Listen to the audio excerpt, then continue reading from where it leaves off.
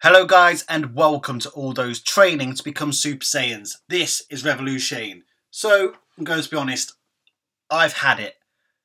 So many people misrepresenting Goku out there in fictional community is mind-boggling. Even when you present them with evidence, cognitive dissonance kicks in and you're back to square one. Now the title of this video may seem confrontational, however my aim in this video is ultimately to show you Goku's feats and how his power works in the Dragon Ball Superverse. Whilst I understand that Dragon Ball fans also downplay comic book characters from the likes of DC and Marvel, all I can do here is literally give you a presentation on how strong Goku is. I will use facts only. We'll use an amalgamation of the manga, the Dragon Ball Super simulcast by Crunchyroll, and the guidebooks. I'm not going to make any of this up. I'm not going to fabricate anything. The downplay of Goku needs to stop. This isn't about whether Goku would beat your favourite hero. I'm just giving a presentation on Goku's abilities. If you then come to the conclusion that that makes him stronger than your favourite hero, I'm sorry, I don't care. You're just going to have to deal with it. But this is why Goku is far stronger than comic fans thought in Dragon Ball Super. Not just comic fans, but also some Dragon Ball fans as well. So before we discuss anything about Goku's power levels, it is important to understand that in Dragon Ball, every fighter's source of power comes from ki. Dragon Ball characters, and in particular Goku, the protagonist of Dragon Ball, is able to manipulate ki. Ki manipulation is the manipulation of a natural energy coursing within the body. Goku can manipulate his ki to strengthen his body, strengthen his defense, strengthen his attack, strengthen his speed. This is what comic fans in general fail to understand when it comes to scaling Goku. If Goku increases his ki, it increases all his martial arts abilities exponentially. Because the manipulation of ki isn't really found in comic books, a lot of fans fail to understand this concept that derives mainly from the eastern part of the world. Just because you can't rationalize it doesn't make it false. It's fiction. This is how Akira Toriyama has written Dragon Ball. The reason every ki blast from somebody like Goku, who is far, far beyond anything planetary, is because he has such tremendous ki control, he can limit it to an area of effect. So when you see them blow up a mountain with a huge ki blast, that is called area of effect. When you see them blow up a tile on a stage, that is called area of effect. That doesn't make them tile level, it doesn't make them mountain level, it doesn't mean they're not planetary level. Planetary argument for anything beyond Namek Saga Goku is completely redundant. Even Frieza in his first form was able to blow up a planet Vegeta, with 10 times the gravity of Earth. That should make it bigger than the Earth. Yet he did it casually sitting in his chair. Frieza was stated to have a power level of 530,000. Base Goku, just before fighting Final Form Frieza, was stated to have a power level of 3 million. Super Saiyan, a confirmed 50 times multiplier of Goku's base, confirmed by the Super Exciting Guides and Akira Toriyama in interviews, Goku's power at 150 million on Namek against Final Form Frieza. Do you really want to sit there and say that Goku could not blow up a planet? You really need to ask yourself this is, why would Goku, the protagonist of Dragon Ball Super, blow up a planet? And I most likely could break the window of the room we're in. Yet we won't do so because it makes no coherent sense to our situation, just as it would make no coherent sense to Goku's character to blow up a planet. In the Cell games, Super Perfect Cell claims he could blow up the solar system. Now, Super Perfect Cell was relevant to Super Saiyan 2 Gohan. Now, Super Saiyan 2 is a 2 times multiplier over Super Saiyan 1, as per the Super Exciting Guides. Now, this is the thing, guys. The Super Saiyan multipliers aren't benchmark power levels.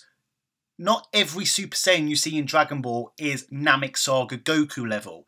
What Super Saiyan does is multiplies your base by 50.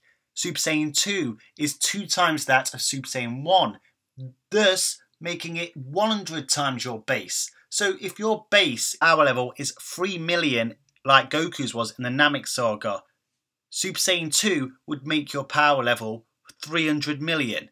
However, if your base power level was 10 million, as a Super Saiyan 2, you'd have the power level of 1 billion. Super Saiyan 3 is 4 times that of Super Saiyan 2, which would make it 400 times your base. For Goku to increase his base strength is just as important as unlocking a new transformation. I've put Dragon Ball Super in the title, and obviously everything that I'm talking about is from Dragon Ball Z. However, the most powerful version of Goku we got in Dragon Ball Z was that of Super Saiyan 3, and he fought off against a creature called Majin Buu, who, over a short period of time, destroyed a galaxy. We witnessed this in Dragon Ball Kai. He by no means one-shotted it, but Super Saiyan 3 Goku was stronger than this version of Majin Buu. Now, in Dragon Ball Super, to fight against the God of Destruction Beerus, Goku underwent the Super Saiyan God ritual, which considered stronger than that of fusion. Now, the strongest fusion we knew of was Vegito in the Buu Saga, and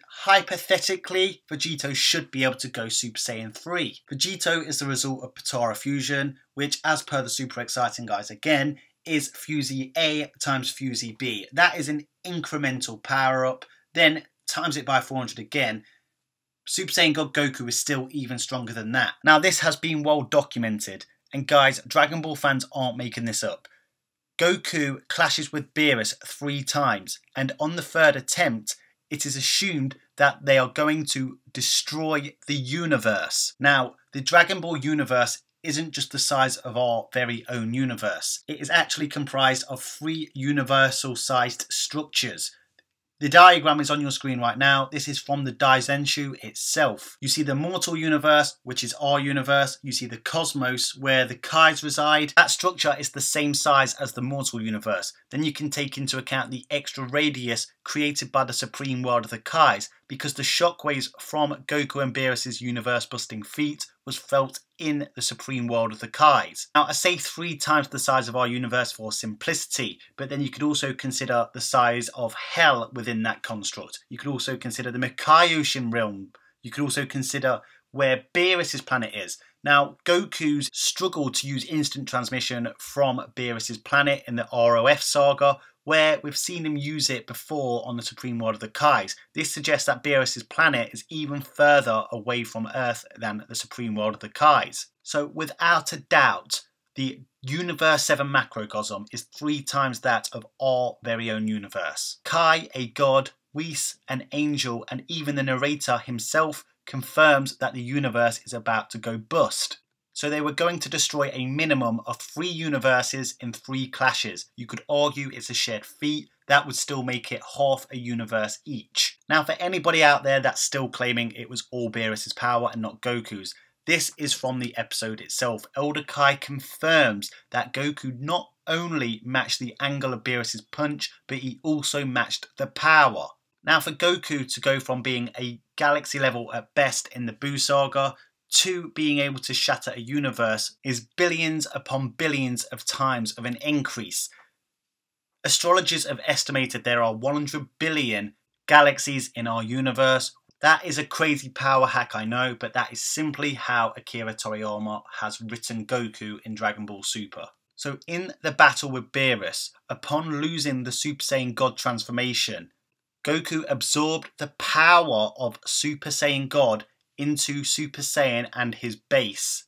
That monumental power-up he got from attaining God Ki from the Super Saiyan God ritual, he retained and converted that power into his regular Ki. We have since seen that he can still use the golden-haired Super Saiyan transformations. Remember those numbers I said earlier. 50 times for Super Saiyan 1, 100 times for Super Saiyan 2, and 400 times for Super Saiyan 3. They still do just multiply your base strength, and Goku's base strength in Dragon Ball Super is incredible. Even we stated that Goku and Vegeta need to focus more on increasing their base because the Super Saiyan transformation multipliers aren't as significant as they used to be when their base power was a lot less. However, Goku can still use God Ki in the Super Saiyan God transformation. How much stronger it is than Super Saiyan 3 post Battle of Gods remains to be seen. He can then stack Super Saiyan on top of Super Saiyan God again by becoming Super Saiyan Blue, scaling off Goku's recent fight with the Potara fused Kefla. Base Kefla was too much to handle for Super Saiyan God Goku. However, when Kefla became Super Saiyan, Goku actually managed to close the gap when he became Super Saiyan Blue, suggesting that Super Saiyan Blue is at least a 50 times multiplier. He has also been shown to utilize the Kaioken technique in conjunction with the Super Saiyan Blue transformation, and he can amp up his Kaioken to 20 times. The Kaioken multiplies your combat abilities such as your speed, strength and power. This is confirmed in the Saiyan Saga when Goku reveals the Kaioken, and is also reiterated when he fights Hit in the God of Destruction tournament. Since then, Goku has found a new transformation in Ultra Instinct which has powered him up even further. Now remember at the start of this video where I said increasing your ki increases your combat skills exponentially. Well, Goku has exponentially increased his abilities outrageously since his universe-busting Battle of God days. Even if you consider the multipliers of all these transformations after the Battle of God saga, even without considering the fact that Goku has in fact increased his base strength, Goku should easily be at multiverse level when he is in the Ultra Instinct transformation. Now that sounds crazy, doesn't it? But upon appearing for the first time in Ultra Instinct, just by existing, Goku shook the World of Void. Now, the World of Void has been described as a place without time and space, of infinite nothingness. It's not true infinity, however, what it is a fifth dimensional construct that can hold an infinite amount of 3D and 4D constructs, time and space continuums. Sure, Goku wasn't able to destroy the World of Void, but shaking it is a major feat, and you could say even more impressive than being a multiverse buster. So Goku in Ultra Instinct is a multiversal, massively faster than light, God Ki and regular Ki manipulating infinitely high fourth dimensional being that can move without thought and is a martial arts master that is obsessed with breaking his own limits.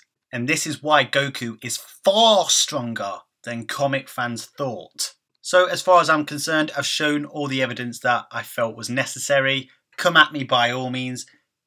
If you can't accept this evidence, all it's doing is proving that you have cognitive dissonance. And by all means guys, if you think I've missed something out, let me know in the comments section. If you like my videos, make sure you smash that like button with the biggest Kamehameha you can muster.